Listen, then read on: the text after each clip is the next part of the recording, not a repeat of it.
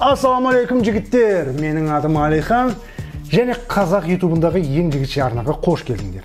Біздің әйел табиғаттан айырмашылығымыз ол тек қана мына қабырға саны ғана емес, оған қоса мына Құдайдың бізге берген сақал мұртымен ерекшеленеміз. Алғаш рет ұстараның жүзін біреу 15-16 жасында мына бала мұртты қырып бастайтын болса, кейбіреулері 20-дан аса қырына бастайды. Бірақ бұған қарамастан көпшілік әлі күнге дейін дұрыс қырынудың әдебін білмей, бет терісін тітіркендіріп зағымдап жатады.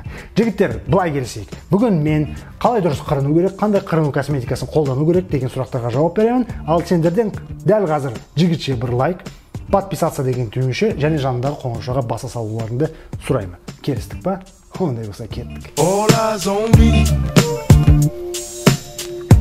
Жігіттер, араларында ярбат етіп жүрген спортивтар бар болса, айтыңдар. Егер мен бұлшық еттерімді, буындарымды қыздырмай тұрып жаттығатын болсам, не болады? Дұрысы, мен денемді зақымдаймын. Қырынуда да дәл солай. Қырынардың алдында бетті дайындау керек.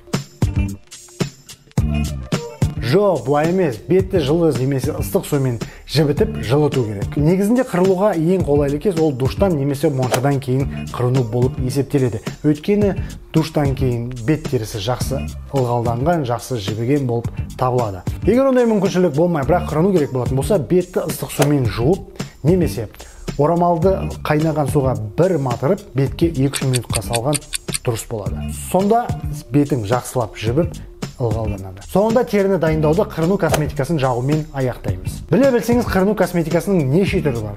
Қырыну сабыны, қырыну кремі, қырыну көбігі, майы, гелі дегендей. Бұлардың барлығының мақсаты ол ұстара жүзінің бетте оңай сырғуы және қырынуға қолайлы жағдай тудыру. Бірақ қайсысын қолдану керек? Бірінші қырыну сабыны. Бұл көңілден келе жатқан классикалық косметика. Иә, жақсы көбіктенеді, сақал мұртты жақсы жібітеді, бірақ бұл ата-бабаларымыздан келе жатқан косметика тез кеуіп, ұстара жүзін бетке жабыстыра береді.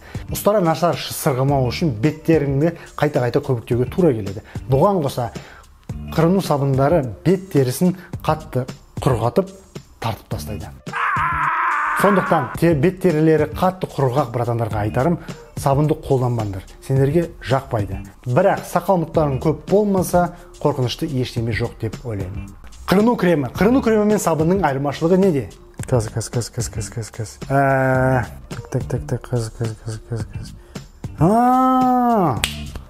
Айырмашылығы жоқ оның. Ол құрамдасы бойынша дәл сол сабын, бірақ тасымалдауға ыңғайлы түтіктің ішінде және сабынға қарағанда сұйықтау болып келеді. Және кейбіреулердің айтуы бойынша қатты сақалдарды крем жақсы жібітеді екен. Қырыну көбігі. Көбікті алғаш қолданғанда, е-май, қандай керемет деп ойладым. Ысқыламайсың, көбіктемейсің, қайнатпайсың, пісірмейсің. Өте ыңғайлы. Басасын көбік шығады. Бірақ біраз қолданғаннан кейін маған жақпайтынын байқадым. Бетім бөртіп қасына бастадым. Алдында әлгінің құрамдастарға көз жүгіртіп едім. Сөйтсем, бұның ішінде неше түрлі химикаттар бар екен. Бензат, натрия, изобутан, минералды сабын. Біле білсеңіз, минералды сабын ол табиғи сабын емес, ол мұнай өнімі. Бірақ бұлардан көбіктен қорқатындай ештеме жоқ. Өйткені менің де теріме жағатын маркалар бар екен. Бірақ әртүрлі бет теріге жаққанда әртүрлі әсер қалдыруы мүмкін. Тағы да бір айта кететін жайт, аэропортта қырыну көбігін жүк бөліміне өткізіңдер. Ұшақ бортына кіргізілмейді. Егер тексеріс кезінде сөмкелерінің ішінен табылатын болса, көбік қоқысқа, ал сендер алысқа. Май және қырыну гельдері. Бұлардың алдыңғылардың ерекшелігі ол косметикалар сұйық және мөлдір болып келеді. Бұл ерекшеліктер сақал мұртты түзеп қырғанға өте ыңғайлы. Өйткені сақалды қырып түзейтін жер жақсы көрінеді. Гельге қарағанда май өзінің табиғилығымен жаңа қырылған беттің тітіркенуін жақсы басады. Менің бетім кішкене құрғақтау болғандықтан қырыну майын қолданамын. Егер араларында бет терісі кішкене майлы жігіттер бар болса, май емес, қырыну сабынын қолдануға кеңес беремін. Ал енді бетіміз қырынуға дайын, келесі сұрақ немен қырамыз? Ұстаралардың көптеген түрі бар. Бір реттік ұстара, ол біздің мына дүкенге барып, апай, ұстара беріңізші деген кезде қайсынан берейін, жақсынан ба, әлде беспонтовыйынан ба? 100 теңгелік, 200 теңгелік. Мына біздің түтіні шығып кеткен свитерлардың бетін қыратын ұстаралар. Бұл ұстаралар үнемсіз, жүзі тез кетіп, теріңізге зақым келтіретін ұстаралар. Егер зато арзан ғой десеңдер, бұндай ұстараға қанша ақша жұмсағандарыңды бір есептеп көріңдер. 500-ді ұстара. Бұл бір реттік ұстарадан әлде қайда жақсы және дұрыс ұстара. Өйткені басы беттің қалыбына қарай иіледі, жүздері ауысады және гелденген, ыңғайлы тұтқасы бар.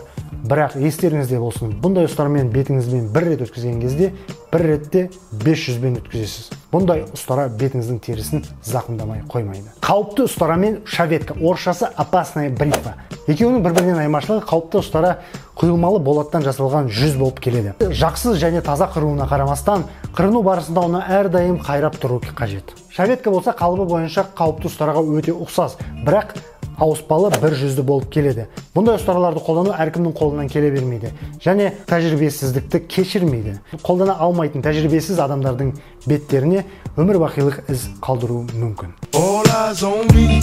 Ал енді көптеген еркектердің ойы бойынша ең тез, ең ыңғайлы, ең үнемді ұстара болып Т қалыпты ұстара есептеледі. Ол тек бір ауыспалы жүзден тұрады. Өте ыңғайлы тұтқасы бар. Және ауыспалы жүздері бағасы жағынан 500-ді ұстараға қарағанда әлде қайда арзан болып келеді. Ал енді бетіміз дайын, ұстарамыз бар. Енді қалай қыру керек? Егер сен көптен бері қырынбай, ұзын сақалды болып жүрсең және қазір қырынуға бел бусаң, алдымен сақалдың көлемін триммермен алған абзал болады. Өйткені егер сен бірден көбіктеп қыратын болсаң, ұзын сақалдың шаштарының арасында итің шығып адасып, қолайсыз жағдай тудыруың әбден мүмкін. Өте маңызды мәселе, қырынарда ең бірінші шаштың өсу бағытын бойынша қырыну керек. Егер бірден теріс бағытта қырсаңдар, терілерің үлкен стресске тап болады және немесе мына шаштар теріс иіріліп, теріге батып іріңдеуі мүмкін. Екінші маңызды мәселе, қырынған кезде мына екінші қолмен, мына саусақтармен, бас бармағымен қырынар кезде ыңғайына қарай тартып тұру керек.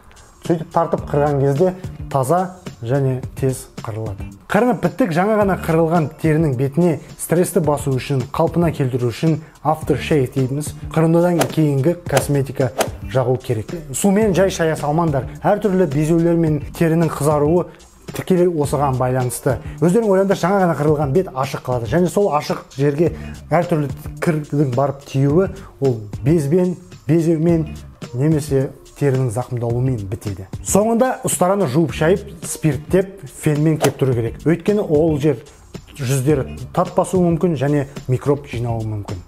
Ал енді жігіттер, мен өз сөзімде тұрдым. Бүгін мен қалай дұрыс қырыну керек және терінің түтіркенбеуі, зақымданбауы үшін қандай косметиканы қолдану керек деген сұрақтарға нақты жауап бердім. Енді сендерден жігітше лайк, подписаться деген түймеше және жанындағы қоңыраушыға басуларыңды сұраймын. Сендермен болған мен Алихан, келесі кездескенше бүгінге осы, салам алейкум.